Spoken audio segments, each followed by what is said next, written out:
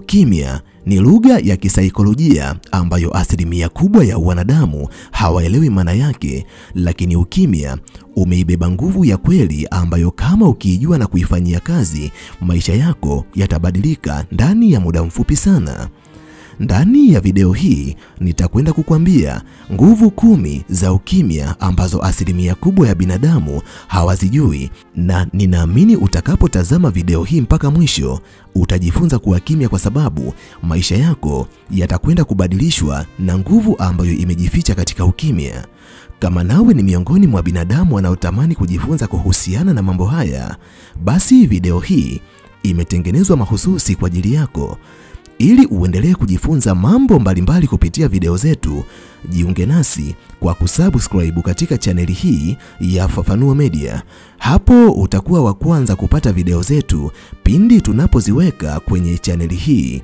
Hautajutia MB zako, kwani mara zote tunajitahidi kuwa bora zaidi ya jana. Asante, enjoy. Zifuatazo ni nguvu 10 za ukimya ambazo asilimia kubwa ya binadamu hawazijui. Namba 1. Ukimya ni chanzo cha hekima katika maisha ya mwanadamu.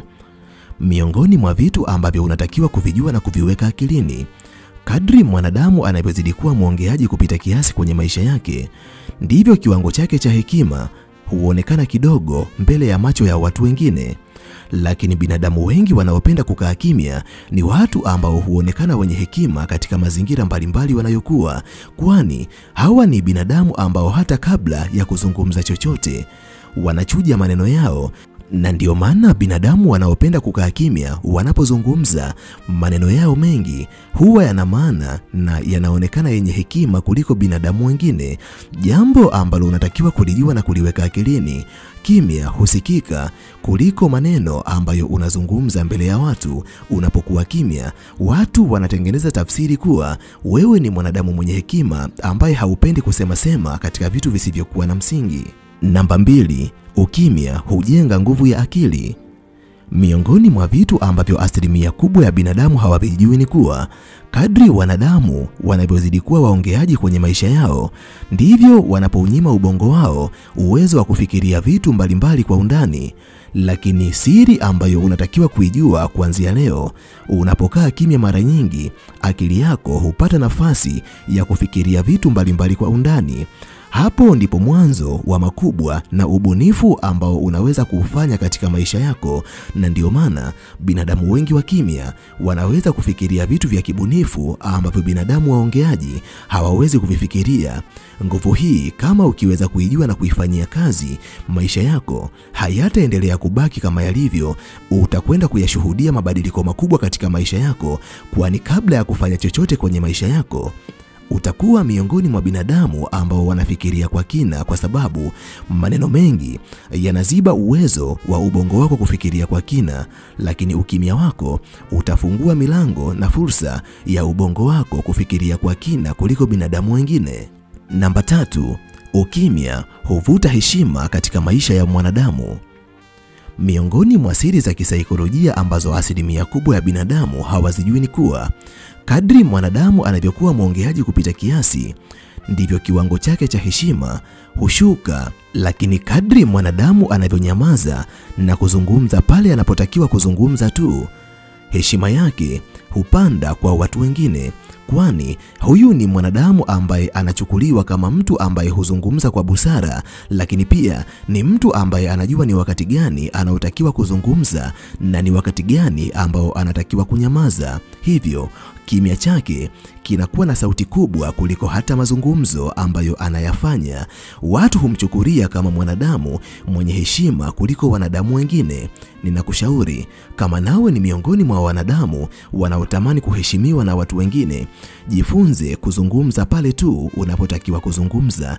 Katika nyakati ambazo hautakiwi kuzungumza, ni vema ukafunga mdomo wako na kubaki kimya. Namba 4. Ukimya ni silaha ya nguvu katika maisha ya wanadamu. Miongoni mwa vitu ambavyo unatakiwa kujifunza na kuviweka akilini, Kadri mwanadamu anavyozidi kuwa mzungumzaji kupita kiasi, ndivyo anavyopoteza nguvu ya ushindi kwenye maisha yake. Hata katika mabishano, mwanadamu anayetumia nguvu nyingi kubishana, akaweka maneno mengi, huwa anaonekana mtu ambaye anazungumza vitu visivyofaa. Lakini mwanadamu anaponyamaza kimya katika mashindano, huyu ni mwanadamu ambaye huwa anashinda vita kwa utulivu, anajikuta akiongoza kimya kimya bila hata kutumia nguvu. Na ndivyo ilivyo, hata utakapokuwa unatumia nguvu kujieleza pale unapotaka kufanya vitu, nguvu ya kufanya vitu hivyo inaweza kupungua. Lakini unapofanya vitu kwa ukimya, utapata ushindi katika chochote ambacho unatamani kukifanikisha katika maisha yako. Na ndiyo maana unatakiwa kujifunza ukimya kutoka kwa simba. Simba anapowinda huwa ananyamaza kimya, kwani simba mwenye kelele hufukuza mawindo na hujikuta akiwa na njaa, kwa sababu wanyama wengi hukimbia kelele zake. Simba mwenda pole ndiye mla nyama. Hivyo jifunze kuwa mwanadamu mkimya katika maisha yako, kwa sababu utaweza kupata vitu mbalimbali ambavyo unavihitaji, kwani mara zote ushindi utakuwa upande wako, kwa kuwa ukimya ni silaha ambayo ina nguvu kubwa kuliko watu wengi wanavyodhani. Namba 5, ukimya hukusaidia kusikia sauti ambayo inazungumza ndani yako. Mwanadamu anapokuwa mwongeaji kupita kiasi, anajinyima nafasi ya kuisikia sauti ambayo inazungumza ndani yake, kwani kuna wakati sauti za kiroho ama sauti za nafsi ambazo huzungumza ndani yako ni sauti ambazo zinaweza kukuongoza katika kufanya vitu mbalimbali ama katika kufanya maamuzi, kwani hata sauti ya Mungu wakati mwingine inaweza kusema ndani yako. Lakini mwanadamu anapokuwa kimya, anakuwa na uwezo wa kuisikia sauti hiyo kwa ufasaha kuliko pale anapokuwa mwongeaji kupita kiasi.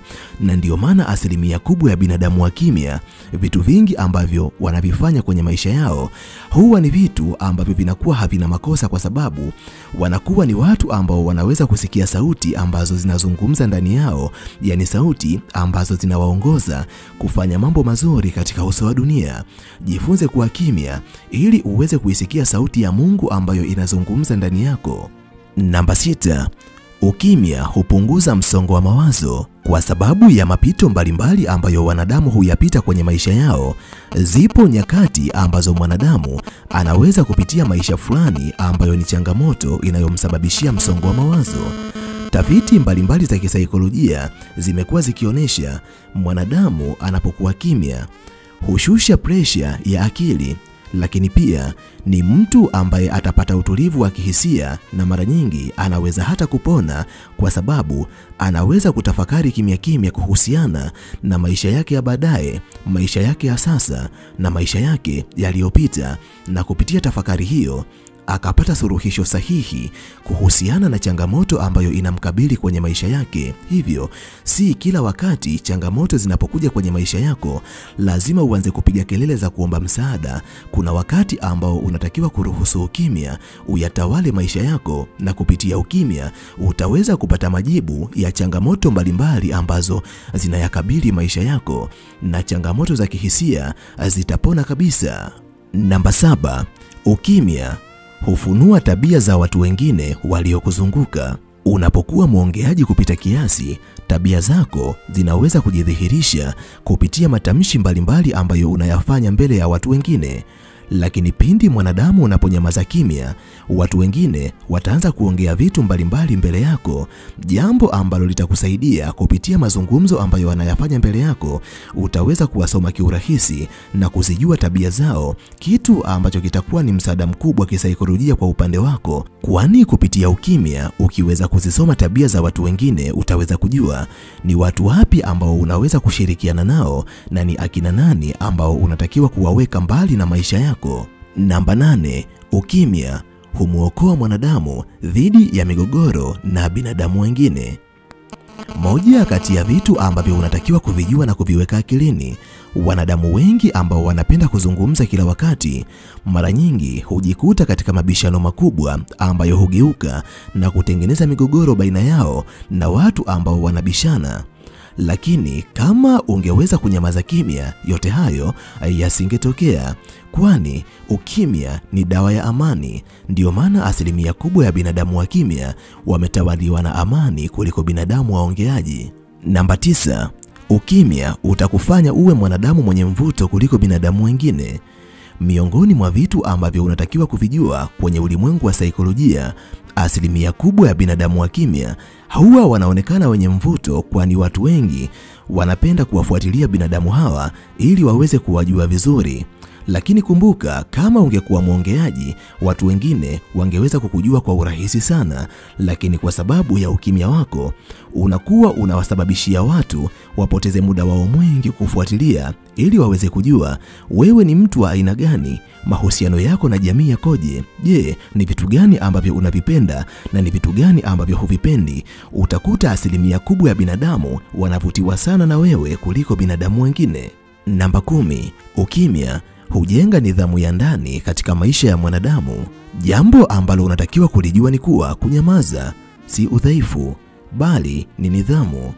Inamaanisha unatawala hisia zako za ndani na unaamua kufanya kitu gani katika wakati sahihi, kwani asilimia kubwa ya binadamu wa kimya wana nidhamu kubwa katika maisha yao wenyewe na maisha ya watu wengine. Ni nadra sana kuwakuta katika matendo ya dharau ama mikwaruzano na binadamu wengine. Ni watu ambao wanaweza kupanga ratiba zao na kuzifuata ratiba zao kimya kimya.